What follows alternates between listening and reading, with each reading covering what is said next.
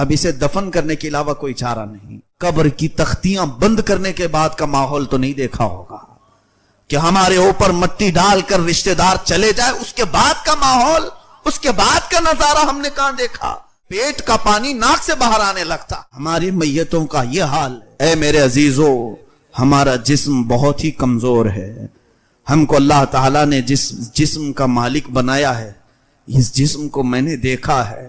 بہت سارے گھروں پر جب ہم کو جانے کا اتفاق ہوا کہ فلاں کا آج انتقال ہوا ہے, ہم جاتے ہیں تعزیت کے لیے. دیکھا جس جسم کو وہ بہت بنانے کی کوشش کیا کرتا تھا, ایسے نوجوان بھی. مجھے یہ باتیں بولنے کا اس لیے آج موقع ملا کہ چند روز قبل یا چند دنوں پہلے ایک علاقے میں جانا ہوا تھا. 2 نوجوان پانی میں ڈوب کر مر چکے تھے. ان کی لاشیں گھر لائی گئی تھی. صبح ڈوبے, دوپہر میں مل گئے. صرف 6 گھنٹے کی بات تھی. گھر میں لایا گیا اور پھر باڈی رکھی گئی. اللہ اکبر, گھر میں داخل ہونے کی ہمت نہیں تھی, اتنی سخت بدبو پھیلی ہوئی تھی. اور ان نوجوانوں کو ہم جانتے تھے جن کے چہکنے کے انداز کیا تھے, جن کے لوگوں میں چلنے پھرنے کے انداز کیا تھے, اور ان کے پہننے اوڑھنے اور کھانے پینے کے انداز کیا تھے. وہ اپنے زمانے کے بہت ہی خوبصورت لوگ سمجھے جاتے, اور اپنے جسم پر جنہوں نے بہت پیسے خرچے کیے اپنے جسم کو بنانے کے لیے, اور آج وہ بے جان لاشیں گھروں میں پڑے تھے تو ناک بند کر کے لوگ دیکھ رہے تھے اور جا رہے تھے. پانی میں ڈوب کر مر گئے اور لا کر لاشیں رکھی گئی. یہی جسم کا ہمارا حاصل ہے. ہمارے جسم کا خلاصہ یہی ہے کہ ہمارے والدین جو ہماری پیشانی پر پسینہ بھی نہیں دیکھنا چاہتے, وہ بھی موت کے بعد اپنے گود میں نہیں رکھ سکتے, واپس بھیج دیتے, لے جاؤ. اب اسے دفن کرنے کے علاوہ کوئی چارہ نہیں. کرنٹ کی پیٹی میں برف میں رکھ کر کے بھی زیادہ دن ہم گھر میں نہیں رہ سکتے. ہمارے جسم کا خلاصہ اور حاصل یہی ہے.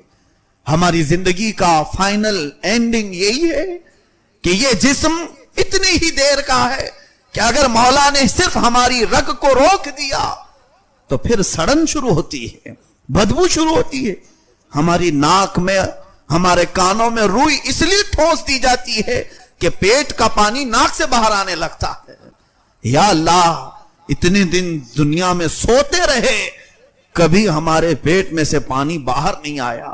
یہاں چند گھنٹے ہوئے کہ جان گئی, ہماری ناک سے اندر کا پانی باہر آنے لگا. کانوں میں روئی ڈال کر کے رکھو میتوں کو, اس لیے کہ تمہارے پیٹ کی سڑن کانوں سے بھی نکل سکتی ہے. ناک سے نکلتے ہوئے تو دیکھا ہے, منہ سے نکلتے ہوئے دیکھا ہے, اور اسی لیے کہا گیا جلدی اسے قبرستان کے حوالے کرو کہ اور زیادہ شرمندہ نہ ہونے پائے, اور زیادہ یہ موتا رسوا ہونے نہ پائے. ہمارے سب کے جسموں کا خلاصہ یہی ہے, ہمارے سب کے جسموں کا حاصل یہی ہے, اور اس کے باوجود ہم شہوتوں کو اس قدر عزیز رکھتے ہیں, اس قدر ہم لذتیں حاصل کرنے میں ہیں. اس جسم کو دنیا والوں نے تو دیکھا, بڑے آہستہ سے غسل دو, اس لیے کہ میت کو زیادہ ہلاؤ گے ڈلاؤ گے تو پھر اور کچھ گندگیاں ہونے کے چانسز ہیں. آج میں کھل کر کے بول رہا ہوں صرف اس لیے کہ میتوں کا احترام کرتے ہوئے ہم جو مسئلے بتاتے ہیں کہ غسل بڑے آرام سے دینا چاہیے, میت کو تکلیف ہوتی ہے, یہ ایک تصویر کا رخ ہے. دوسرا معاملہ اصل یہ ہے کہ اس کی گندگی بھی نکل سکتی ہے. ہم یہ عزت و احترام میں نہیں بات کرتے, ہم صرف یہ کہتے ہیں کہ تکلیف ہوگی اس لیے آرام سے کرو. حقیقی بات تو یہ ہے کہ تمہارے ہلانے جلانے سے اور بہت کچھ چیزیں ہو سکتی ہیں. ہماری میتوں کا یہ حال ہے, اور ہم ابھی قبرستان گئے نہیں تب ہمارے جسموں کا یہ حال کہ 12 گھنٹے سے زیادہ ہمارے لاشوں کو گھر والے رکھتے نہیں. اور اس کے بعد تم نے کبھی آج تک قبر کی تختیاں بند کرنے کے بعد کا ماحول تو نہیں دیکھا ہوگا کہ ہمارے اوپر مٹی ڈال کر رشتہ دار چلے جائے. اس کے بعد کا ماحول, اس کے بعد کا نظارہ ہم نے کہاں دیکھا؟ یہ تو لاشیں گھروں میں دکھانے کے لیے رکھے جاتے ہیں تب کی حالت ہے. بند کیے جانے کے بعد سب سے پہلے اس کی ناک سڑن شروع کرتی ہے, اور اس کی زبان پھر گلنے لگتی ہے, اور اس کے بعد سب سے زیادہ جو میت کی تکلیف دہ چیز ہے اس کی شرمگاہ کا سڑنا اور گلنا, جس کی لذتوں کے لیے اس نے دنیا کو کیا کیا کر دیا. اپنے پیسے پانی کی طرح بہایا، اور یہ زبان اور یہ شرمگاہ قبر میں سب سے زیادہ بدبو پیدا کرتے ہیں، سب سے زیادہ ہولناکی قبر میں پیدا کرتے ہیں۔ اور یہ تو حقیقی بات ہے، میرے مصطفیٰ صلی اللہ علیہ وسلم نے اپنی شریعت کے مطابق قبروں کو کھولنے سے منع کیا ہے، یہ صرف ہماری عزتوں کی حفاظت کے لیے، ورنہ اگر رشتہ داروں کو کہہ دیا جاتا کہ 3 دن کے بعد کھول کر کے دیکھ لیا جائے تو شاید ہمارا اس زمین پر جینا دشوار ہو جاتا، ہمارا جینا مشکل ہو جاتا۔ یہ تو رب تعالیٰ نے ہمارے رازوں کو زمین کے حوالے کر دیا ہے، اور تختیوں کے اندر کے حالات وہ میت ہی جانے، مردہ ہی جانے۔ میرے عزیزو، ہماری زندگی کا خلاصہ دنیا میں یہ ہے کہ رشتہ دار زیادہ دیر نہیں رکھتے، اور قبر کا حال یہ ہے کہ 2 دن نہیں گزرے ہوتے کہ زمین کے سارے کیڑے مکوڑے اس کے جسم سے لگ جائیں، اور ہمارا یہ جسم، ہمارا یہ گوشت مولا نے زمین کی مخلوق کی غذا بنا دیا، اور دعوت عام دی جاتی ہے قبر میں کیڑوں کو کہ آؤ تمہاری نئی غذا آ گئی، اس کے جسم کو نوچ لو۔ نہ ہمارا ہاتھ اٹھ سکے اس دن، نہ ہماری زبان اٹھ سکے، ہم اپنے اوپر ہونے والی تمام چیزوں کو روک بھی نہیں سکیں گے۔ تو پھر ایسے حاصل زندگی کا جینے کا معنی کیا ہے، جس کی اینڈنگ اتنی خطرناک ہو؟ اس زندگی کا مطلب کیا ہے؟ اسی لیے مخبر صادق صلی اللہ تعالی علیہ وسلم کی طرف چلتے ہیں۔ آقا کونین صلی اللہ علیہ وسلم نے ہمیں زندگی میں جو چیزیں بتائیں، اگرچہ آپ کو لگتا ہے کہ یہاں سکون نہیں ملے گا، نبی کی طرح زندگی گزارنے پر دنیا نہیں ملے گی، یہاں ساری لذتیں نہیں ملیں گی، ہو سکتا ہے تمہارے دماغ میں یہ خیال آئے، لیکن اللہ کا رسول تمہاری آخرت کو دیکھ رہا ہے، تمہارے مرنے کے بعد کی چیزوں کو دیکھ رہے ہیں، تمہارے وفات کے بعد کی چیزوں کو ملاحظہ فرما رہے ہیں۔ اس لیے انہوں نے ارشاد فرمایا تھا کہ تم 2 چیزوں کی حفاظت کی ذمہ داری دے دو، پھر تمہارے لاشیں بھی بڑی عزت سے اٹھائے جائیں گے۔ اور اس کے بعد قبر میں جانے کا حال تو یہ ہے کہ حدیث پاک میں ہے، ایک میت ایسی آتی ہے کہ اس کا جنازہ گھر سے اٹھا ہوتا ہے، اور قبرستان کے سارے مردے اس کے استقبال میں کھڑے ہو جاتے ہیں، اور اللہ کی بارگاہ میں دعا کرتے ہیں کہ مولا اس نئے آنے والے مردے کو ہمارا پڑوسی بنا دے، اس لیے کہ اس کے آنے سے آج تیری رحمتوں کے جو دروازے کھلیں گے ہم بھی اس بارش میں نہا لیں گے۔ یہ مردے اس کا استقبال کرتے ہیں۔ ایک جنازہ ایسا بھی اٹھتا ہے محلے سے کہ اہل قبور، قبرستان والے پناہ مانگنے لگتے ہیں کہ اے رب اس جنازے کے قبرستان کے دروازے میں آنے سے پہلے اسے ہلاک کر دے، کہیں گرا دے کہ آج وہ آئے گا اور اس پر تیرے عذاب کے جو دروازے کھلیں گے اس سے پورے اہل قبور بے چین ہو جائیں گے، اور نئے نئے عذابات اسے دیکھتے ہی قبرستان والے پریشان ہوں گے۔ اے میرے عزیزو، رسول کریم صلی اللہ تعالی علیہ وسلم نے جن مقدس ہستیوں کے متعلق فرمایا تھا ان کا جینا بھی زندگی ہے اور مرنا بھی زندگی ہے، ایسے باشعار اور باصفا اولیاء کاملین ہیں۔ دیکھو آج ہمارا ایک عقیدہ ہے، اولیاء کاملین ہوں، صحابہ و تابعین ہوں، شہداء کرام ہوں، آج بھی ان کی قبریں کھولی گئیں تو وہ اسی طرح صحیح و سلامت موجود تھے۔ 1-2 نہیں، بے شمار واقعات ہیں۔ بغداد مقدس میں دریائے دجلہ کے کنارے 2 صحابہ آرام فرما تھے، حضرت عبداللہ بن جابر رضی اللہ عنہ، حضرت حذیفہ بن یمان رضی اللہ تعالیٰ عنہ، یہ حضور کے ساتھیوں میں، صحابہ میں سے ہیں۔ سن 1935 کی بات کر رہا ہوں، زیادہ دور نہیں، ابھی پچھلی سینچری جو گزری ہے، 1935 میں اس دریائے دجلہ کے کنارے آرام فرما دونوں صحابہ کئی مشائخ علماء اور مفتیان کرام کے خوابوں میں تشریف لانے لگے، اور انہوں نے کہا کہ دریا کا پانی ہماری قبروں میں آ رہا ہے اور ہمیں یہاں سے نکالا جائے۔ سارے علماء نے اتفاق کے ساتھ، پھر حج کا موسم تھا، شاہ فیصل کا زمانہ تھا، اس زمانے میں قبروں کو کھودا گیا۔ اللہ اللہ، وہاں کے اخبار کے تراشے آج بھی میں نے بغداد میں دیکھے ہیں، وہاں اخبار میں جو اس وقت چھپا تھا، ان دونوں صحابہ کو جب نکالا گیا، موجود مشائخ کہتے ہیں ان کی پیشانی پر ہم نے ہاتھ رکھی تو خون ایسے سرک جاتا تھا جیسے زندوں کا سرکتا ہے، وہ ایسے ہی تر و تازہ۔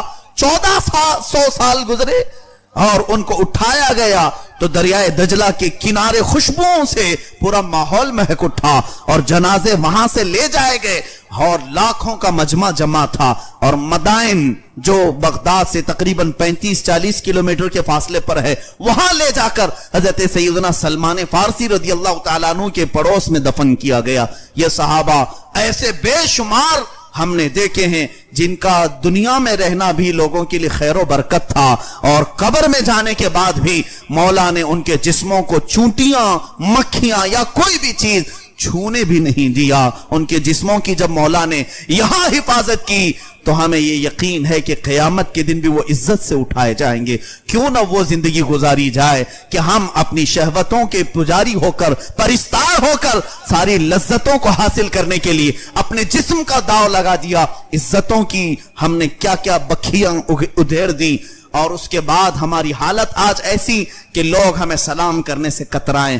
اللہ اکبر. چند دنوں قبل ہم جس جنازے کو ابھی کندھا دے کر کے آ رہے ہیں تاج الاسلام والمسلمین حضور سیدی تاج الشریعہ رحمت اللہ تعالی علیہ وارث علوم اعلی حضرت فاضل بریلوی کا ایک سچا جانشین جو اس دنیا سے ابھی رخصت ہوا اور ان کی زندگی کو ہم نے دیکھا لاکھوں پروانے بنا کر کے ایک شمع گئی ہے اور ایسے کہ ہزاروں کو توبہ کرنے پر آپ نے ایسا اپنی زندگی کا ماحول بنایا تھا کہ لوگ چہرہ دیکھ کر توبہ کر لیا کرتے تھے.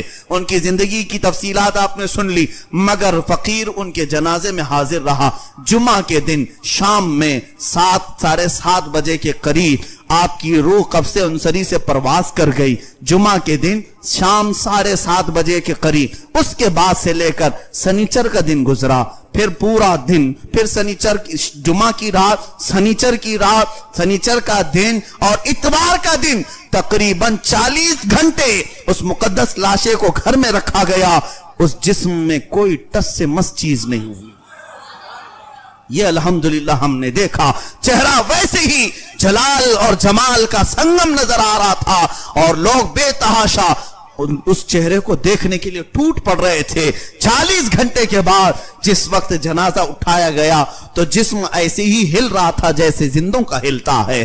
یعنی مرنے کے بعد تو بدن کڑک ہو جاتا ہے ٹائٹ ہو جاتا ہے کسی کا جسم مردے کا ہلتا نہیں لیکن جس وقت جنازے کو ہم اٹھائے تھے تو پورا جسم ان کا جس طرح ملائم تھا ہاتھ کی چمڑیاں پیٹ کی چمڑیاں تھوڑے سے گاڑی کے دھڑکے سے ویسی ہی ہل رہی تھی جیسے کوئی زندہ سویا ہوا اور ہل رہا ہو.